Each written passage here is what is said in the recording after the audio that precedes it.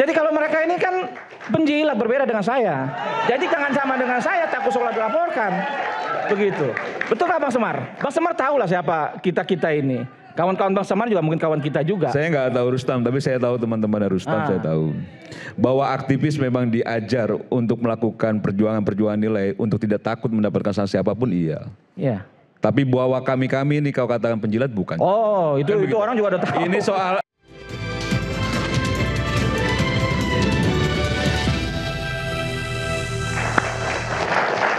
Jadi sebelum saya ke Bung Semar atau Bung Ade atau Bung Boni, saya mau tanya dulu. Mas Roy kan lusa hari Kamis diperiksa bersama Dr. Tifa dan Bang Rismon. Dr. Rismon, ya, jam 10 pagi. Jam 10 pagi. Hadir ya? Pasti hadir. Insya Allah hadir. Karena kan biasanya kan panggilan pertama, nanti kalau saya nggak hadir, polisinya saya panggil ke rumah kok.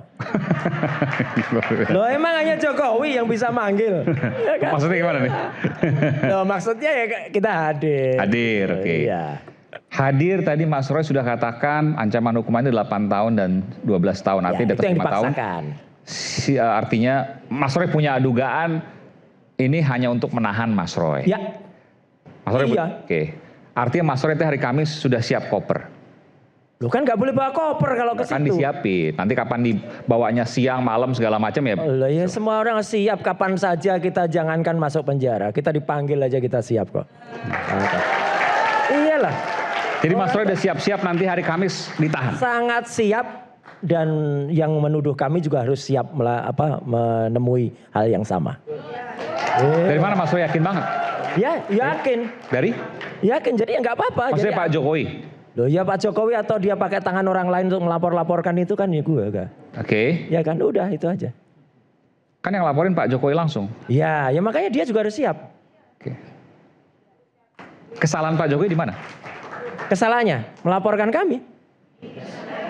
Maksudnya karena loh, kita tuh kan sebagai hak masyarakat dijamin oleh Declaration of Human Rights, dijamin oleh Undang-Undang Dasar 1945 pasal 28F, dijamin juga oleh Undang-Undang Keterbukaan Informasi Publik Nomor 14 tahun 2008, utamanya di pasal 18 ayat 2, di mana masyarakat itu wajib atau berhak untuk lihat.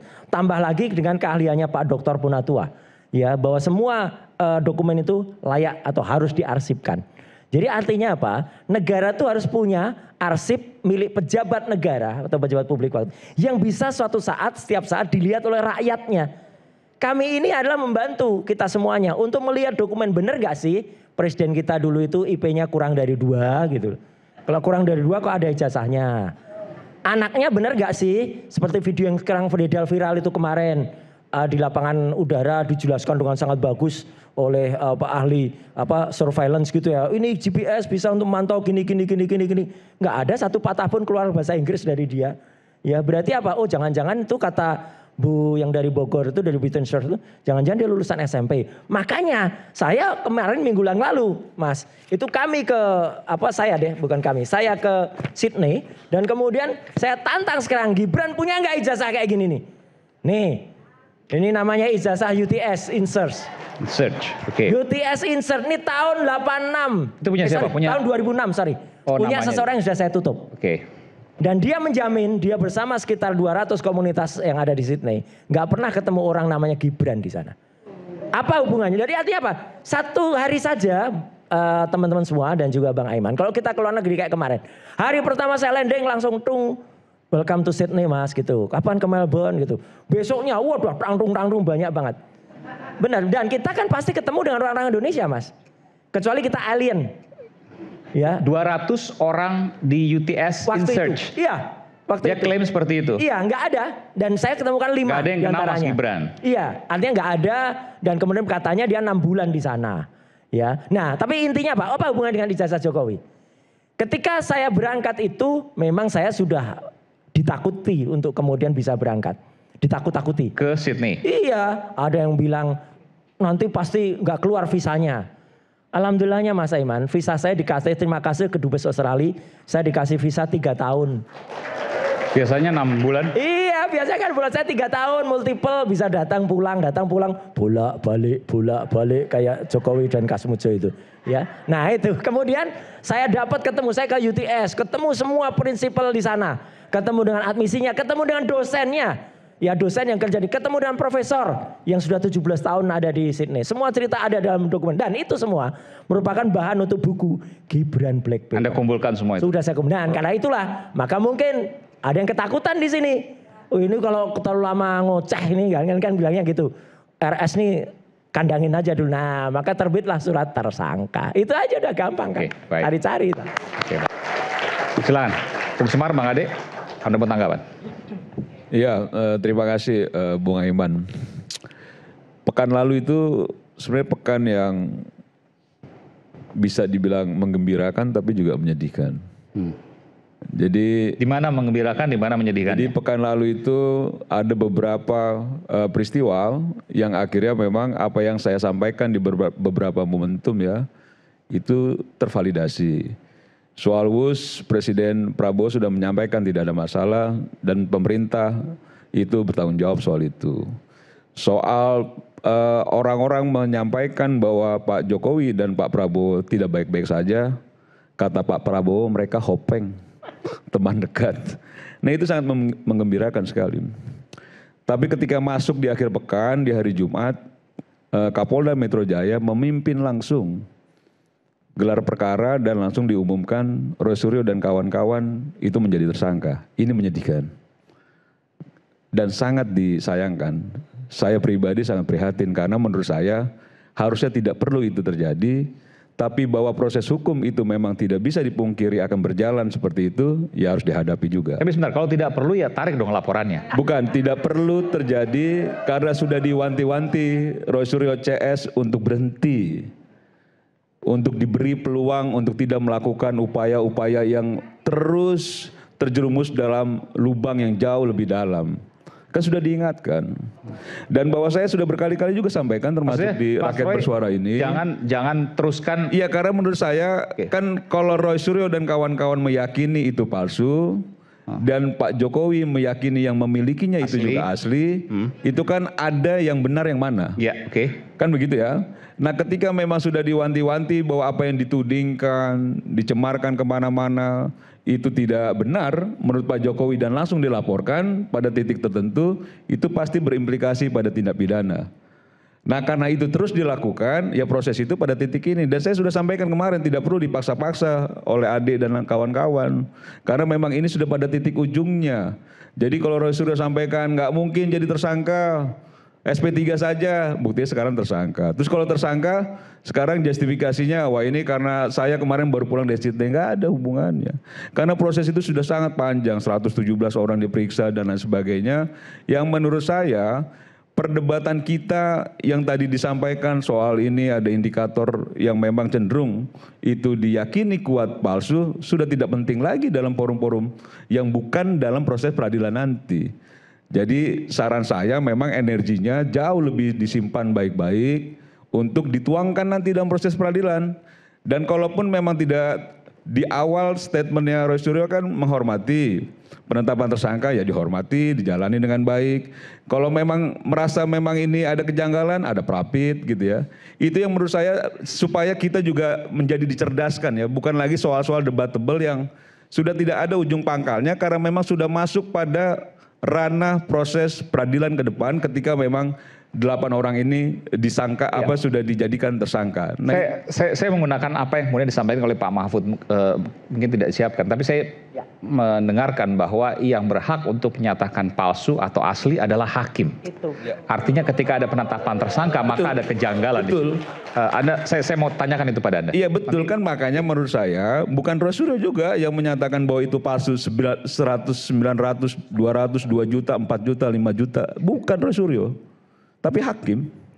Makanya maksud saya perdebatan ketika Roy Suryo meyakini bahwa itu palsu, terus kami meyakini bahwa itu asli, kan nggak juga akhirnya menentukan apapun itu.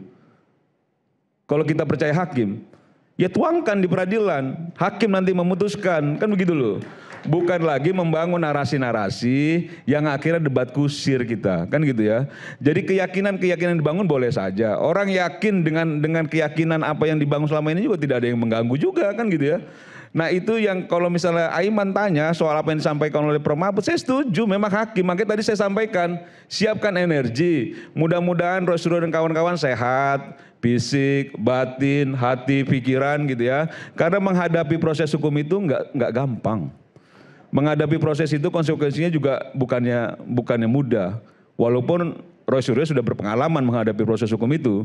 Dan mudah-mudahan tidak lagi keluar-keluar nanti dari Polda Metro pakai kursi roda atau penyangga leher gitu ya. Mudah-mudahan dengan gagah berani lah menghadapi daripada proses hukum. Sudah inkrah Saya kan nggak pernah motong lari.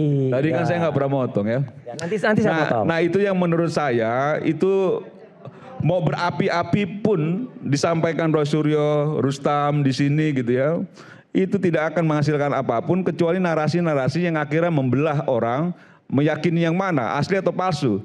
Sekarang nanti kalau hakim memutuskan, wah ternyata ini asli. Dan Pak Jokowi sudah sampaikan kok, dalam proses peradilan nanti dia akan bawa ijazahnya tidak hanya sarjana.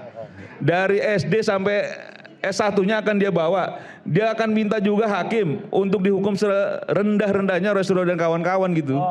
Tapi ini bagian dari pelajaran. Nah itu yang disampaikan. Nah makanya maksud saya, akhirnya apa yang kita sampaikan tidak dipercaya, apa yang Roy Suryo CS sampaikan saya tidak percaya juga kan begitu. Dan ini bukan hal yang wajar bahwa ada proses perdebatan di tengah proses hukum yang ada. Dan ini bukan yang pertama kali, Bung Semar. Ada ya kan kemarin itu Jessica Mirna misalnya yang selalu dibahas. Ya. Ada kasus-kasus, banyak sekali kasus korupsi yang juga harus dibahas. Kasus Tom Lembong, kasus Hasto, dan ribuan kasus lainnya yang kemudian menjadi pembahasan di media. Ya. Dan itu adalah hal yang wajar untuk mengawal bagaimana proses hukum ini berjalan dengan baik. Saya setuju konteks pengawalan dalam proses peradilannya iya. Ya. Kan begini ya, kita sudah memasuki tahapan berikutnya nih Aiman. Bahwa kemarin kita berdebat soal membangun wacana asli palsu, sekarang sudah dijadikan tersangka 8 orang.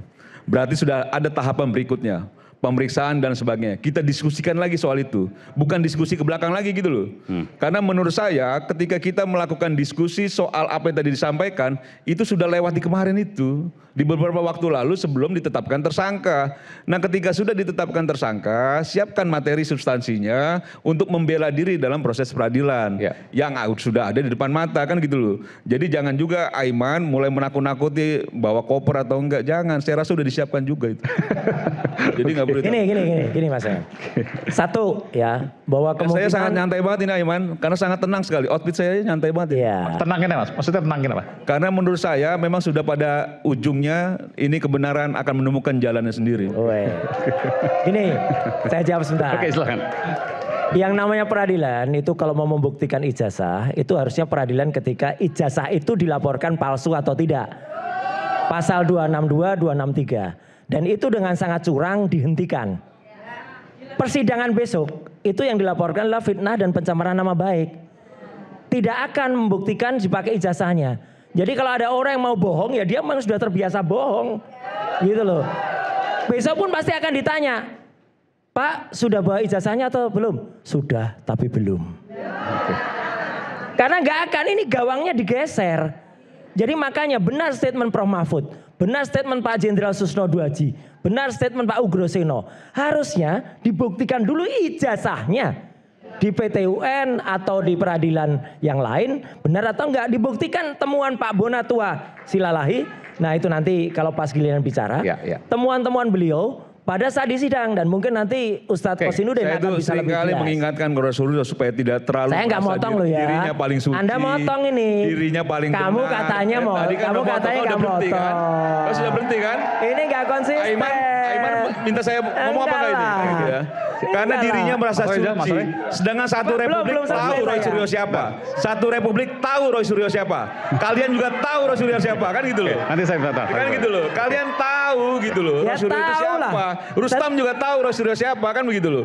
Jadi maksud saya tidak boleh. Justru merasa dirinya paling benar sendiri tidak boleh Roy Suryo. Kalau Semar menurut saya nggak tahu karena siapa banyak Roy juga Suryo. kesalahan yang Roy Suryo lakukan di republik ini kan begitu loh. Justru saya tidak tahu Semar. Semar tidak tahu siapa Jokowi. Mungkin yang hari ini terlihat seperti orang-orang dari sana, dari kampung kan ya, tapi aslinya itu luar biasa jahatnya gitu loh. Kan begitu. Yang jelas nanti saya akan buktikan bahwasanya Tapi misalnya gini, Anda terus kemudian mengolok-olok Pak Jokowi, Anda kata, nanti ada pasal-pasal baru. Nggak apa-apa, udah tersangka. Kita nggak takut kok. Kan pelaporan bisa terus kita berjalan. nggak mengolok-olok Pak Jokowi, memang terbukti memang seperti gini, itu. saya juga terus terang tidak suka ya mengolok-olok orang siapapun itu, apalagi siapapun lah ya, Pak Jokowi dan lain sebagainya. Cuma saya begini, jangan juga kemudian kita membuat agar orang lain kemudian memberikan kesempatan melaporkan sesuatu gitu. Yang hal yang tidak perlu, yang sekarang tidak memang seperti itu. Saya harus ingatkan Anda. Mas Aiman, memang kan kalau dia terlihat lebih lugu seolah begini, ternyata kan luar biasa jahatnya. Itu kan terbukti gitu loh. Yang sekarang aja kereta cepat, IKN, belum korupsi-korupsi lainnya. Ini kan cuma masalah menutupi diri aja dari kejahatan yang dilakukan gitu loh. Apa kita harus bilang dia orang baik, orang bener, orang hebat di Republik ini? Kan enggak juga. Kami terbiasa bicara seperti ini karena kami di lapangan seperti ini gitu loh. Kami nggak seperti mereka menjilat-menjilat seperti itu. Kami biasa melawan kekuasaan.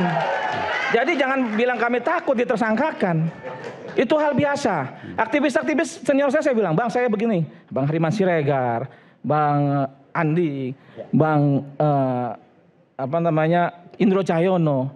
Dia malah bilang, Mas Bintang, aktivis tuh nggak usah takut ditangkap katanya. Itu hal biasa gitu loh.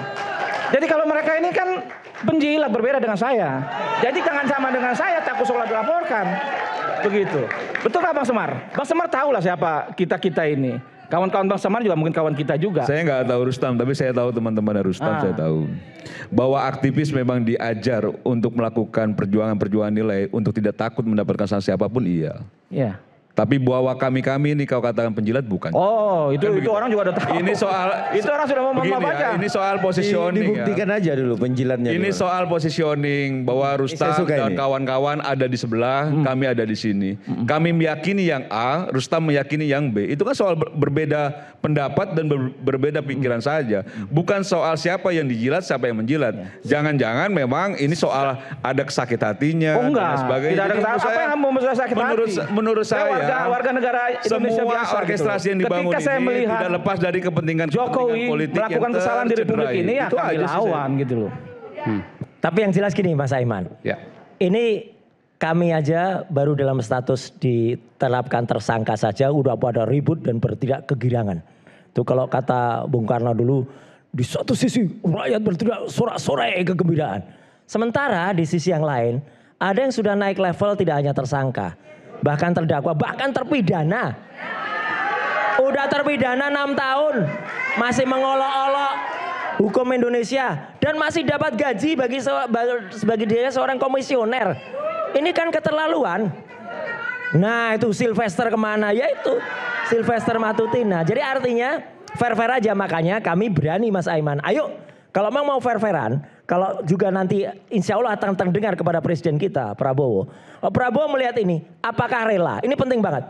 Di saat rezim Jokowi, ya, dia pasti juga mendengar bahwa di saat itu ada 2 anak bangsa yang dipidanakan. Namanya Bambang Trimulyono dan Gus Nur. Pak Prabowo, di saat rezim Anda, di saat rezim Prabowo Subianto, apakah Anda juga akan melihat dan membiarkan ada jumlah angkanya itu angka kesayangannya Prabowo 8 tersangka okay. Dan nantinya juga dipidana dan dunia akan mencatat Jokowi mempidanakan 2 orang gara-gara ijazah palsu yang hanya berupa fotokopi. Prabowo di saat rezim Prabowo dipidana 8 orang gara-gara fotokopi ijazah juga. Itu. Okay. Saya ke Bung Bona. Bung Bona, Anda melakukan sidang betul ya? Ya. Sidang dari keterbukaan terkait dengan ijazah Pak Jokowi, betul? Betul. Anda bisa cerita soal itu? Baik, ini lanjutan dari upaya saya mencari salinan ijazah terlegalisir yang terautentikasi. Kita tahu kan kita itu sudah dapat dari KPU ada tahun 2000 KPUD Solo, KPUD DKI, dan KPU RI itu ada 5 ya. Tapi satu itu yang di Solo ngakunya dari 2005 dan 2010 sama. Nah, lantas kita kan banyak yang disembunyi-sembunyikan juga itu. disembunyikan hurufnya, tanda tangannya. Maksudnya apa? Disembunyikan apa? Dihitamin, ada yang dihitamin, ada yang di crop seperti itu. Di crop ya. Fotokopi. Ah.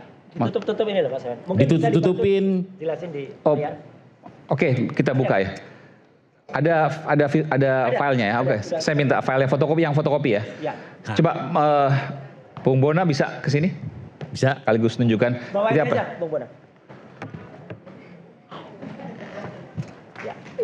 Yang fotokopi legalisir. Bebas. Yang mana? 2000 berapa? 14, 19, Ini juga 2012. bisa sama aja nih. Sama aja semua. Ya. Oke. Tapi kalau lebih gede kan bagus. Ya, oke. Kalau ada. Oke, kita tunggu. Nah, ini dia. Ada. Jadi maksudnya mana? Ah, jadi ini kan ditutupin nih. Tanda tangannya. Dihilangin ini Oke. juga. Sebenarnya ada bervariasi ya, ada 11, ada 8 bervariasi. Oke. Nah, jadi Ini legalisir tahun berapa ini? Masih ingat nggak? kalau ini Tulisan. merah kayaknya ini 2014. 14 waktu Pilpres pertama kali. Iya. Oke. Ada 2 ya, yang merah ada 3 ya. Apa yang Anda gugat? Jadi yang kita gugat itu adalah sesuai dengan Undang-Undang Keterbukaan Informasi Publik, kalau kita kurang puas, kita berhak untuk sidang sengketa. Oke, Anda bertanya, kenapa kok ada beberapa titik ditutupi? Iya. Ada tanda tangan sebelah kiri, tanda tangan rektor, tanda tangan dekan, betul ya? Iya. Terus apa lagi? Ini tempat lahir juga ditutupin, ya kan? Oke. Ini legalisiran asli dari KPU ya? Katanya lah asli dari Karena KPU. ini merah kan, Iya, kalau merah iya. berarti asli kan? Iya. Cap.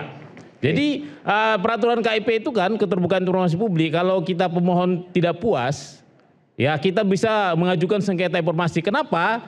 Karena seharusnya setiap satu item yang ditutupin ini itu ada satu uji konsekuensi. Ada peraturan yang mendasari kenapa dia ditutupin. Oke, apa? Apakah dia mengganggu orang yang punya tanda tangan, mengganggu privasinya, ya kan? Atau mungkin ada yang Tapi tidak umum, dilegalisir kok tanda tangannya tidak ada. Nah, sebenarnya Tidak itu umum, betul. Tidak umum. Karena itu kan aneh pejabat makanya publik. Anda gugat. Iya, itu kan pejabat publik, tanda tangan pejabat publik. Oke. Sementara ijazahnya pejabat publik aja sudah tidak rahasia, tanda tangannya kok rahasia. Ini menarik. Bung Ade ada jawaban atas ini? Kita putarkan lagi tadi. Bahwa kemudian ya, makasih Bang Eman. Anda kalau mau di sini boleh Bung Ade, nggak apa. Ya, kalau nggak usah Bang Eman, saya dari sini aja jelas nih. Ya, bahwa kemudian ada tanda tangan yang ditutup. Kenapa digugat Anda paham ya? Karena ada beberapa data yang kemudian ditutupi menurut Bung Bona. Iya. Iya, ditutupi. Ini mungkin legalisir menghindari. 2014 waktu Jadi gini, dikirimkan ke KPU. Bung Aiman, menghindari pemalsuan sebenarnya ini. Maksudnya? Kenapa saya bilang menghindari pemalsuan? Jadi pemalsuan dalam artian kalau mungkin ini hanya Pak Bonatua yang menggunakan data ini, mungkin it's okay, nggak ada masalah. Tetapi kalau kita menyerahkan, bisa katakanlah diserahkan, kemudian lengkap, kemudian Pak Bonatua mempublikasikan lagi ke tempat lain. Nah, efek yang akan terjadi itu akan ada pemalsuan itu yang dijaga sebenarnya, bahwa mencontek tanda tangan. Sebentar, jadi asumsi Anda yang menutupi Bukan asumsi. Jadi memang bukan, di kalau KIP gitu oke. Pertanyaan saya, siapa yang menghilangkan tanda tangan rektor, tanda tangan dekan, dan tanggal lahir? Tentunya yang menutup ini yang Pak Bonatua memintakan kepada siapa, itu mereka melindungi data pribadi. Kalau bayangan saya begini, legalisir itu kan semuanya seperti asli, fotokopi dari asli, Pasti. lalu dicap oleh institusi pendidikannya, apakah itu SMP, SMA, kuliah, S1, S2 dan seterusnya. Iya, Ya betul. kan? Artinya semuanya harusnya kan logika sederhananya harus ada, tidak ada yang ditutupi. Nah, betul. Jadi gini Bang Aiman, ketika Pak Bonatua sudah meminta data ini, kemudian Pak Bonatua keberatan, ya sudah keberatan kan Pak Bonatua kan? Sudah. Ah, sisa nanti dipanggil lagi kan? Ya. Pastinya kan? Ya. Ah, dipanggil lagi. Nanti mungkin setelah jelas kegunaannya untuk apa, fungsinya untuk apa, itu pasti terjadi, Bang. Jadi kalau di KIP itu Komisi Informasi, setelah sidang terus tanya jawab. Bukan pertanyaan kan Bung Ya ditutup dulu dong. Bukan, Bung Bona ini Karena kan kepentingannya minta untuk apa, Bang Bona tuh jelaskan belum? Sebentar, pelan-pelan nih. Bung Bona kan minta ke KPU, betul ya? Ya. Ijazah legalisir Pak Jokowi tahun 2014. Ya. Dikasihlah Ini. Iya. Yang kemudian tanda tangannya ditutupi rektor dan dekan serta tempat tanggal lahir ditutupi. Nah, itu kan tidak mafhum. Ya. Belum masuk ke KIP, ke sidang dan seterusnya. Nah, jawabannya kira-kira seperti apa? Karena KPU pertama PDP, perlindungan data pribadi, undang-undang itu dulu. Jadi KPU yang melakukan ini. Ya itu pasti. Jadi undang-undang data pribadi, sebentar. Jadi kita jelaskan bahwa Karena ini hal baru, saya baru tahu ini. Ini hal baru ini. KPU menghindari dia dikenakan pasal itu. Perlindungan data pribadi karena kan ada tanggal lahir. Itu kan merupakan data pribadi. Nah, aturannya ngomong gitu. Aturannya yang ngomong. Jadi KPU yang berinisiatif menutupi pastinya. Ini semua. Pastinya. Tentu untuk menghindari di mana ada jeratan pidana bagi pejabat publik juga yang tidak menjaga data pribadi itu. Kan itu persoalannya. Baik. Aturannya ada. Itu masalahnya. Betul. KPU mengakui bahwa KPU melakukan. Ya, ini memang asli dari KPU-nya seperti ini. Enggak, tapi Anda bertanya, ini ditutupi oleh KPU? Iya. Nah. Oleh KPU dengan alasan? Oleh KPU tanpa alasan uji konsekuensi dan itu sedang kita gugat. Kenapa kemudian, Anda tanya nggak ke KPU, kenapa kemudian tanda tangan rektor, tanda tangan dekan, kemudian juga tempat tanggal lahir yang ditutup, yang disensor? Saya tanya. Alasannya? Ya alasannya ini di bagian yang dirahasiakan. Di bagian yang dirahasiakan? Iya, karena ada mungkin dengan. Padahal kalau tanda tangan rektor kan di kampus pasti ada. Di skripsi, tesis, disertasi pasti ada. Iya. Kalau sempat jadi pembimbing misalnya. Ya. Termasuk juga dekan pasti ada. Nah sebenarnya yang paling penting ini juga siapa sebenarnya pejabat yang meleges. Nah itu. Tanda tangan pejabat legesnya juga nggak tahu siapa yang tanda tangannya bentuknya itu bagaimana. Disensor oleh KPU. Disensor mereka. Kenapa bisa disensor? Ya memang kita harus akui lah undang-undang. Anda punya kecurigaan apa? Ya sepertinya ini mungkin kecurigaan ya. Mungkin ada pemalsuan tanda tangan, justru di sininya pemalsuan tanda tangan. Takut dibandingkan dengan aslinya, mungkin ya. Jadi artinya pesanan. Ya mungkin dibikin-bikin sendiri tanda tangannya, terus yang lain punya aslinya takut dibandingin deh. Ada yang memesan ke KPU kalau nanti ada legalisiran yang diminta oleh siapapun, itu maka tutup tanda tangannya, begitu maksud Anda? Ya mungkin bisa jadi. Begini Bung Aiman, ini kan sederhana sebenarnya kalau mau tahu tanda tangan profesor doktor ini ya, rektor ya. Kan katanya sudah pernah lihat Dian Sandi punya juga kan? Ya. Postingannya kan? Kan itu ada tanda tangannya tuh. Ada yang asli, bukan yang asli. Dan rektor ada kan? Ada semua ini. Sebenarnya versi Pak Dian Sandi udah lengkap. Memang lucu, punya Mabes Polri aja nggak disensor-sensor kayak gini. Ya itu. Jadi makanya. Itu tuh, Bung Aiman. Jadi kalau mau melihat bahwa ini tanda tangannya seperti apa Bung ya. Itu kan yang ditayangkan di Mabes Polri juga ada kan tanda tangan. Bedanya apa Mas Roy? Mabes Polri legalisir. Bedanya Mabes Polri malah fotokopi yang jelek banget. Tidak bisa dianalisis. Tidak bisa dianalisis kalau katanya Mabes Polri itu pernah menyampaikan aslinya. Tapi kalau dari legalisir ada kemungkinan bisa dianalisis. Bisa dianalisis dan analisis saya bukan hanya itu. Analisis saya sebentar lagi akan mengungkap apakah pejabat yang melegalisir tahun 2005, 2010, 2012, 2014, 2019 itu memang pejabat aslinya atau enggak. Saya dan Pak Bonato udah ketemu alasannya. Ya. Bukan, tapi kan ditutupi. Anda punya datanya? Ada. Dari? Ini kan namanya kelihatan. Profesor Dr. Insinyur Muhammad Naim. Ada juga Profesor Dr. Insinyur Pak Budiadi. Ada juga pejabat yang lain. Nah itu pada saat melegalisir itu tahun itu beliau sudah jadi dekan atau belum? Jawabannya? Ada yang belum. Ada yang loncat. Nanti itu pada rakyat bersuara berikutnya. Jadi izin Mas Aiman, kalau dikasih sekarang ke saya yang lengkap, ini kan dikasih secara resmi. Ini bisa jadi barang bukti. Iya. Kalau sekarang nggak bisa, saya mau ngapain? Nggak bisa diapa-apain nih data. Barang bukti untuk? Ya untuk mengadukan. Mengadukan apa? Kalau ada pemalsuan tanda tangan. Nah, kalau ada pemalsuan nama. Tapi kan Anda bisa lihat yang dari Mabes Polri. Kira-kira siapa tuh di situ? Kalau misalkan katakan lagi nih, Bang Bonatua curiga atau berasumsi ada pemalsuan tanda tangan dari rektor tuh. Terus yang malsukan itu menurut abang itu di pemikiran abang gitu maksudnya? Wah saya nggak bisa tebak ya, belum arah ke situ ya. Tapi kenapa di tanda tangannya disembunyiin kan pasti bukan karena rahasia tanda tangannya. Kan gini, katakanlah ini dipalsukan tanda tangannya. Iya. Ya kan? Nah, kira-kira menurut Bang Bonatua siapa yang memalsukan? Oh enggak, itu pertanyaan kan udah lompat itu. Enggak, gini. Kan ini ada asumsi pemalsuan tanda tangan nih, direktor nih, ataupun yang di atas. Nah, yang memalsukan ini kan dimasukkan ke KPU nih. Permasalahannya nggak di situ. Ada nggak orang yang memalsukan itu?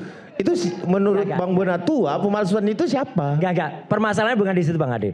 Permasalahannya adalah waktu itu Jokowi menuduh saya, menuduh Dr. Ismon, menuduh Dr. Tifa itu menganalisis ijazah yang salah. Sekarang ijazah yang sudah diposting oleh Dian Sandi tadi dengan ini kan resmi. Ya. Ya itu ijazah sama palsunya 99,9%. Udah itu kuncinya. Nah, itu keyakinan Bang Roy ya. Kalau saya melihat sih dari kemarin ketika itu sudah diposting oleh Mabes Polri, saya rasa tidak ada perubahan dengan ijazah itu. Namun yang menjadi persoalan saat ini, kenapa ini bisa sampai ke ranah hukum, yang menjadi dianggap palsu itu tadi, ya kan? Dan bahwa mereka tidak sedikit pun gentar tetap mengatakan palsu pada saat mereka dalam status tersangka. Iya, itu persoalannya. Iya. Gitu, sehingga persoalan ini bergulir di ranah hukum dan sekarang sudah naik ke tahap penetapan tersangka. Kan itu Bang Eman. Jadi apapun itu saya rasa kita semua sudah mengetahui kok. Publik sudah mengetahui bahwa ijazah yang mana sih sebenarnya yang dimiliki oleh Bapak Insinyur Joko Widodo kan. Kan itu.